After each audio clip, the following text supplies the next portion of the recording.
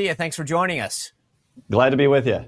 I mean, honestly, there's days when you get the perfect guest. You remember the Freedom Caucus, you remember the Budget Committee, you remember the Appropriations Committee, you remember the Judiciary Committee. I feel like we should go Joe Rogan in 4 hours long, but I don't think that your staff would excite. So let's just start with, there's a hearing today. The DOJ subcommittee is meeting. Where does Congress see itself? And by the way, you're a lawyer, so this is great because we can talk about the Constitution. Where does Congress fit in this, right? The Article 2 versus Article 1 in terms of your oversight on federal spending, because just to tee it up a little, I think Democrats are saying, well, Congress has the right to, the power of the purse and the right to spend money and to cancel programs, and the president can't just go ahead and do that. So from your perch, where do you see this? Well, we do have a responsibility as a co-equal branch of government to make sure the taxpayer dollars are spent appropriately and efficiently and wisely. And so what the president is doing is helping us a great deal by uncovering waste, fraud, and abuse. We've been working in our oversight capacity to try and get this information from these government agencies. But under Democrat control, these agencies wouldn't talk at all with Congress about where the money was going. So for Donald Trump and Elon Musk to be uncovering this waste and sharing it with the world, it makes our job a lot easier, but it makes us more effective as a co-equal branch of government to make sure that taxpayers' money is spent wisely. So the process works, right? There's a budget, and then the appropriators, which you're on that committee, dole it out to the agencies. So when I see stuff that the president and Elon are exposing, right? $32,000 for a transgender comic book in Peru, $47,000 for a transgender opera in Colombia.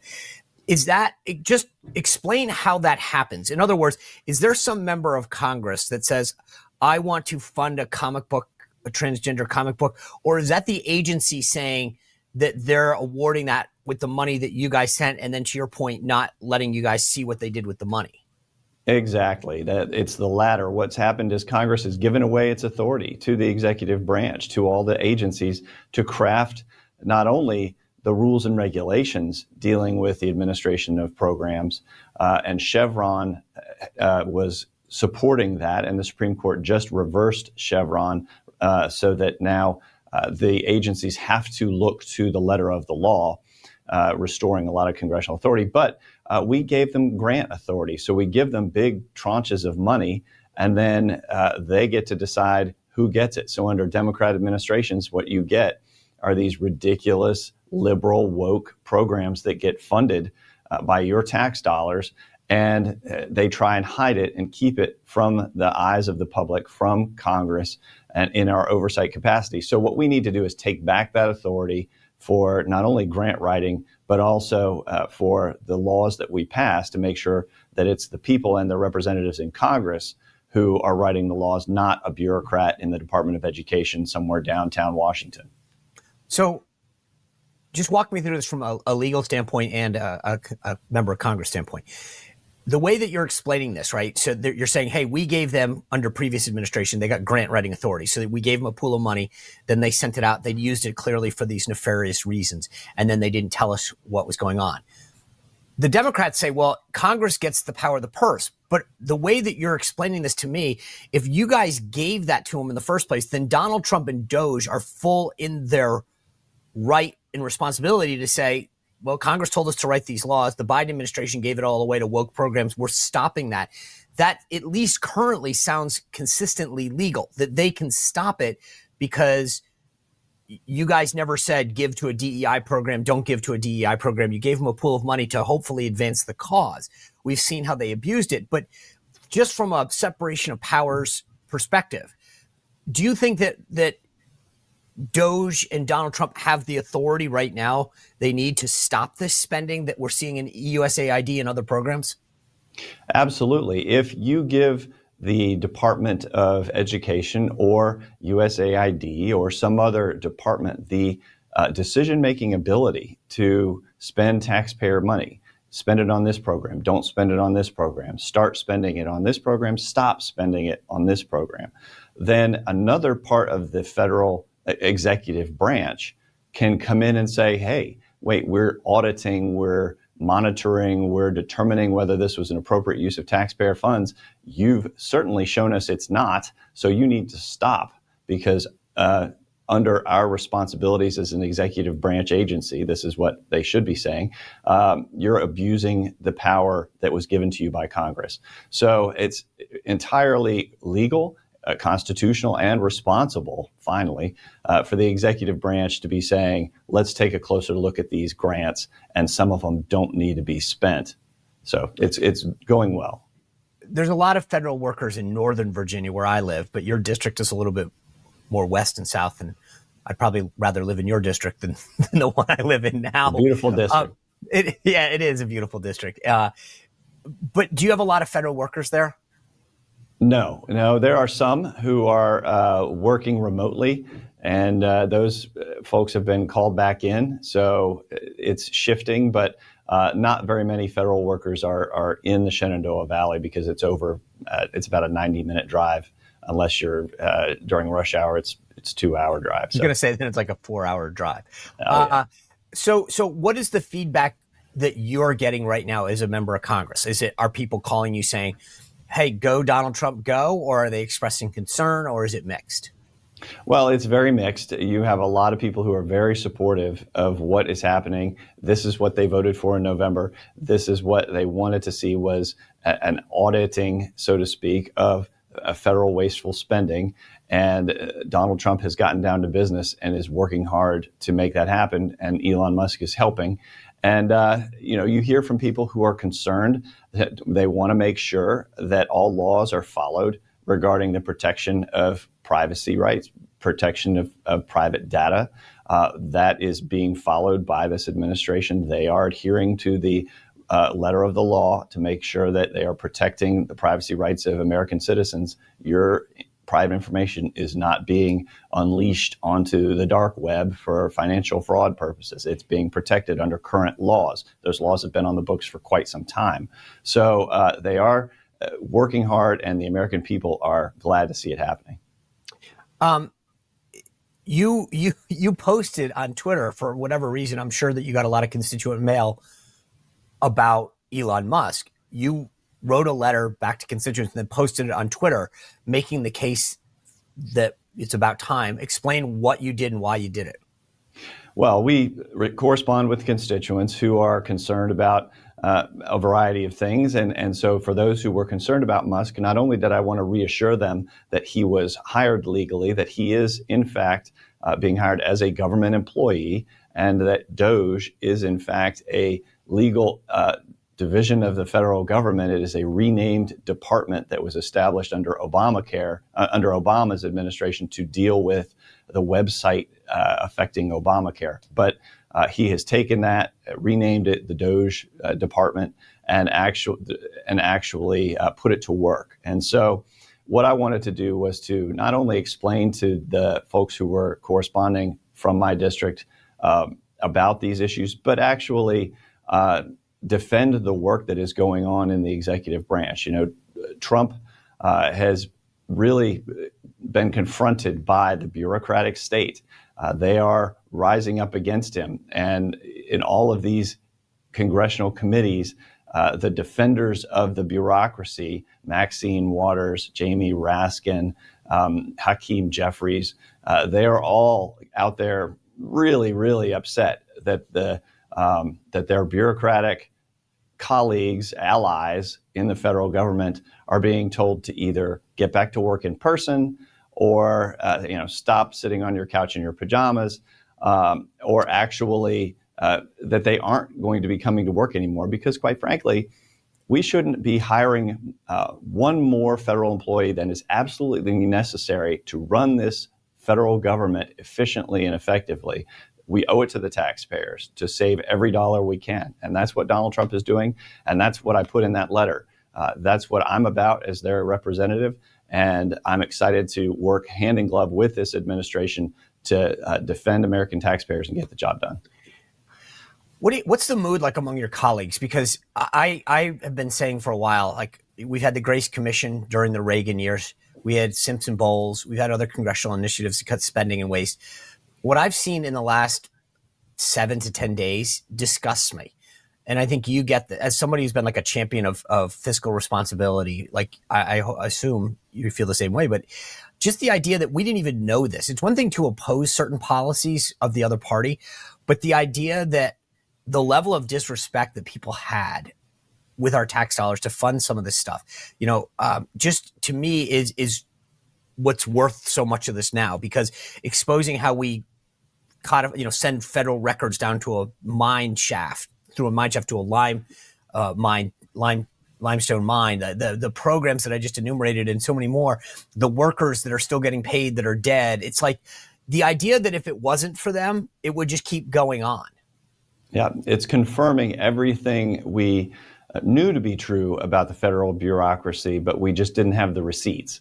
And what Donald Trump and Elon Musk are doing is giving us the receipts to go back to the American people and say, it's as you thought, and it's confirming our worst fears, is that your tax dollars are being abused. We need to return power to the states, to the localities, to the people, provide tax relief, extend the Trump tax cuts so people can keep more of what they earn, but also work to bring down prices and stop wasting tax dollars and spending, contributing to the inflation that's been hurting American families for so many years, and stop the wasteful spending. And we're getting to work. And I think all of the work that's being done in the executive branch is actually helping us to convince our reticent colleagues, because there are a lot of people with a Republican by their name, but especially in the Senate, they're not anxious to go cut the wasteful spending because it interferes with some of the friends they've made in Washington. They need to stop worrying about their dinner parties and get to the work of the American people. What I love about this is for so long, it's been speech after speech, tweet after tweet. We need to do something about the problem. And then to your point, it's, well, I got to go to the dinner party and with all my buddies at PBS or NPR, and I don't want them to not like me. So I'm going to support that because that's important to some liberal buddies that I go to dinner parties with, or I want to get invited to their party. And I'm glad to see us finally saying this. I hope that we not only expose the waste, but some of these Republicans that talk the talk and don't walk the walk. But you mentioned your Democratic colleagues, Jamie Raskin, one, Maxine Waters. I got to be honest with you. I'm kind of like, I feel bad for their response. Like they stand outside of buildings, flail their arms. Chuck Schumer's running around with a Corona beer. Like, I'm like, wow, is this the best you got? Like, it's actually, honestly, I think it's sad. It's like, I thought that they might have a better response, and it's just pathetic. It is surprising to see in a hearing like we have right now in Judiciary Committee, when we're going over the victories for free speech over the last few months of the first few months of the Trump administration, how far we've come in the last 4 years, when Twitter, Facebook, Meta, everybody was under attack from the Biden administration for putting out information about COVID. RFK Jr., who was a witness at one of our hearings in Judiciary Committee, is now about to be Secretary of Health and Human Services. Yeah. And we had Jamie Raskin actually agreeing with the idea of free speech and how supportive of free speech he is, and how we're so glad to move beyond this terrible time. Well, he was working with the administration to contribute to this censorship regime that was underway in the Biden administration. But it's funny just to watch how they flipped, and now they're applauding us as we're actually defending free speech and working for the taxpayers. Yeah, so you got this judiciary hearing on big tech. All these guys in big tech, exactly as you described, suddenly are, I didn't mean to do this, but we suppressed your free speech, but we're on your team now. I got to be honest with you. I don't believe any of them. I think that they just know that Congress and Donald Trump was probably going to regulate them more, or get rid of Section 230, or a variety of things. And their answer was, we'll just pretend that we're your friends now. We'll throw some money at Trump's inauguration. You guys are continuing to expose this in the Judiciary Committee. Do you believe these big tech companies when they say that they suddenly are our buddies and support free speech? Or do you think that they're just using us and they'll go back to their left-wing woke ways as soon as they can? Well, it's all about the money for them. Those who are in private businesses, these tech titans are just, they're about making a profit. And when they see the winds blowing in favor of free speech, in favor of the rights of American citizens, their constitutional rights, then they want to be on board with that because they know it's going to end up boosting their profits. So they'll work with this administration because it's going to help them in the end. But we want to lock them in to these policies, to these comments, defending free speech, making sure that they are protecting the rights of Americans to express their views and are not going to agree with a future Democrat administration that wants to censor the American people, that wants to force. Oh, and they do. They do. I mean, that's the thing. They left to their ways. And I see what I loved about what you just said, Congressman, is we know we have 2 years and there's so much you can do through executive order, executive action, et cetera. But if you guys don't codify it in law, whether it's immigration or some of the free speech that you just said, the tax cuts, energy, border, then we have a problem because they'll just undo it if they get back in. And so I think that, like, I love the fact that you're talking about codifying it in law to make sure that they can't undo it.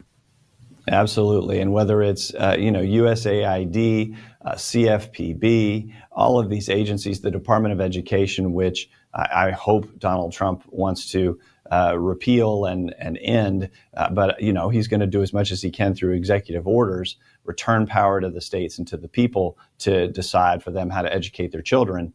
But we need to lock those into law, and it's going to take some stiffened spines, especially in the Senate, where you have some weak-kneed Republicans who aren't going to want to go through the revolutionary changes that the people demanded last November.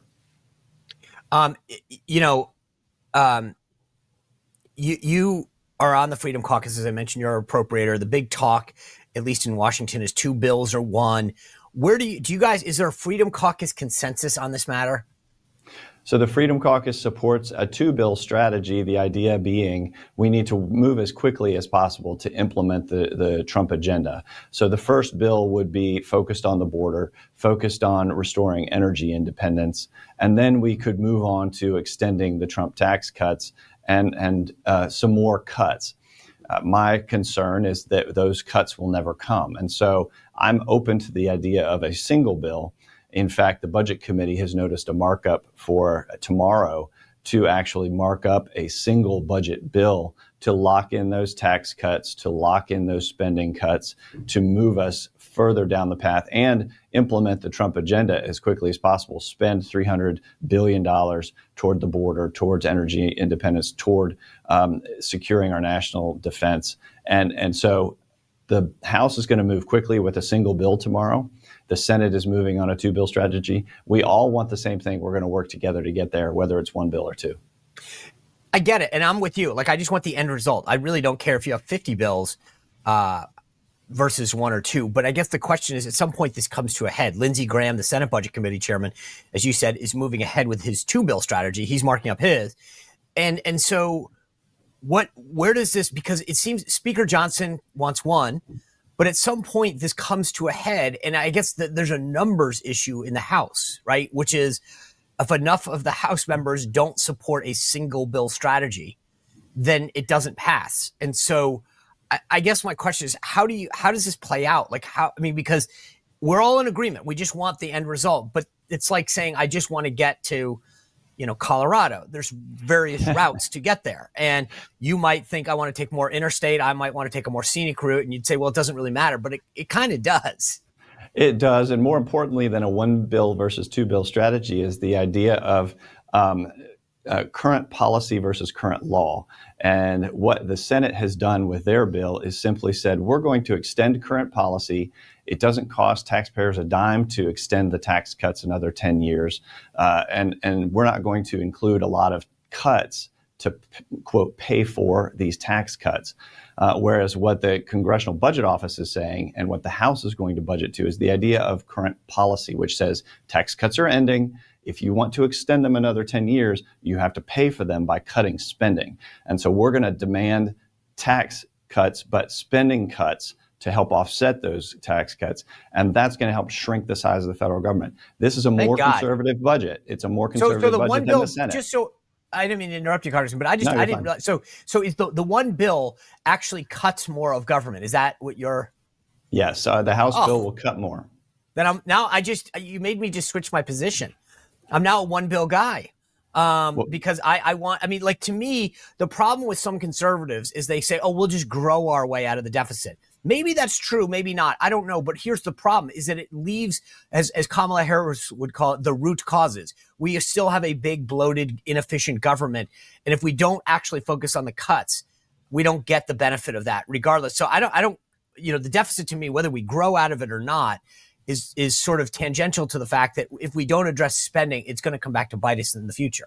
And now that we have just grown this deficit to nearly $2 trillion a year, we can't grow our way out of it. We have to actually cut spending. Yes. And the trillions in spending from the Biden administration have made it that much worse. And now the interest on the debt has overtaken our Defense Department as the largest area of spending in the federal government outside of entitlement programs.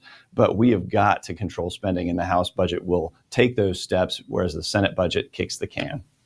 You've got a business background aside from you worked in sales and marketing for a rural internet company. And I'm thinking to myself as I think through this, like Biden was spending a ton of money to send broadband to rural areas. You've got a ton of experience in this.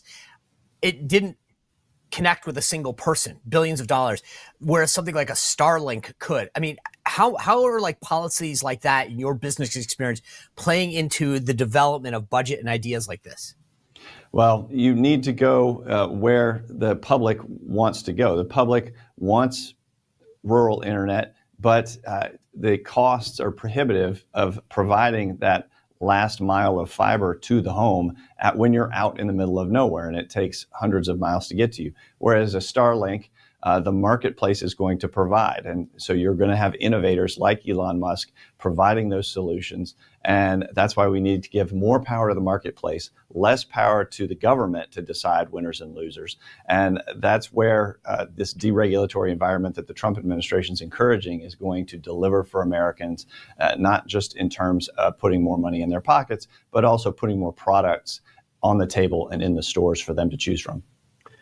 So as we move forward, just to put a pin in this whole discussion on the budget, like, do you guys, and I know it's never known until it goes to the floor, but when you guys meet right now, are you 95% there? Are you 98? Or are you in the 80s as far as getting people on board on the one bill strategy? Well, conservatives are individualists, and so we each have our own individual idea of what it should be, whereas the collective of the left marches together like the Borg. So you're going to have a hard time herding cats and actually getting everybody to vote together to pass this budget resolution. But I'm optimistic we're going to get there. We can't let the perfect be the enemy of the good. We have to move in a direction that cuts spending and returns more power to the people. And that's why I'm hopeful we'll pass it out of committee tomorrow and then on the floor when we come back.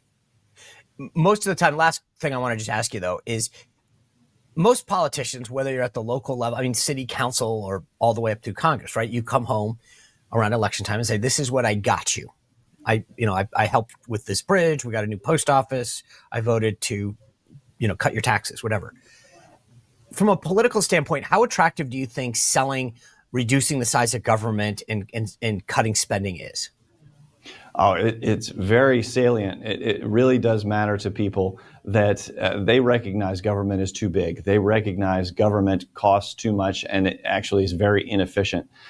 They recognize the benefits of the private sector and what it can deliver for them. So the idea of successfully reducing the size and scope of the federal government, first of all, it hasn't been done successfully. And so what Trump and Musk are doing with partners in Congress is actually really unheard of in Washington and in our communities back home. So they're applauding it, they're celebrating it, and hopefully, at the end of the day, it is going to be change-inducing for America and restoring what Trump says will be the golden age of America, and we're optimistic that we'll get there. Well, I hope that's the case. I appreciate, like I said, perfect guest today. I mean, between the Freedom Caucus, you have a legal background, you're on the Appropriations Committee, the Budget Committee, the Judiciary Committee. So we lucked out with you. Thank you for your time today. I really appreciate you joining us.